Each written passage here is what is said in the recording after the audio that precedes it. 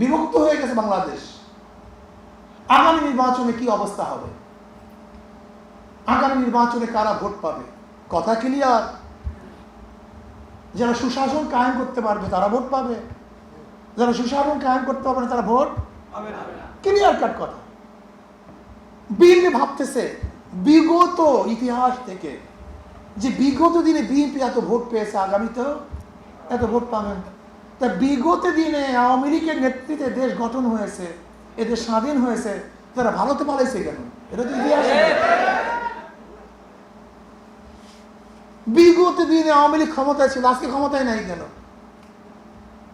বিগত দিনে BNP vote পেয়েছে, আগামীতে ভোট পাবে সেই চিন্তা আছেন না কেন? মানুষ ভোট দিবে ওই যে ভোলাতে স্বামীকে আবদ্ধ করে তার স্ত্রীকে ধর্ষণ করার জন্য?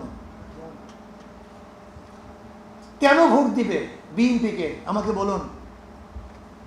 ওই যে ইসের মধ্যে আপনার ওই লালমনিরহাট ই থানায়, পাটগ্রাম থানা, হাতিবান্ধ পাটগ্রাম থানা, এই পাটগ্রাম থানা সমস্ত পুলিশদেরকে মারার জন্য, থানা লুট করার জন্য, থানা ভাঙচুর করার জন্য আপনাদেরকে ভোট দেবে?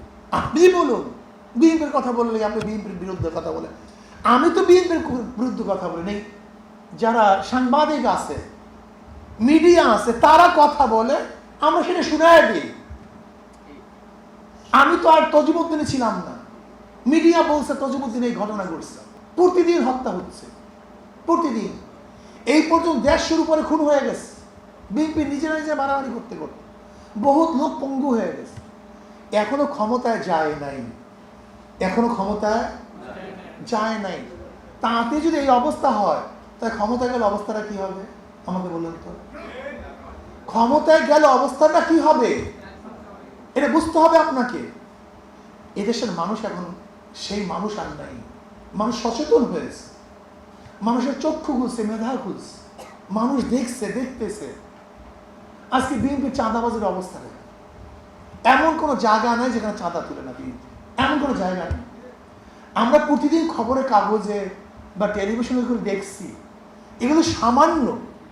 যেরকম বরফের উপরের অংশ যা দেখা যায়, নিচের অংশটা কিন্তু তার চেয়ে অনেক বেশি থাকে।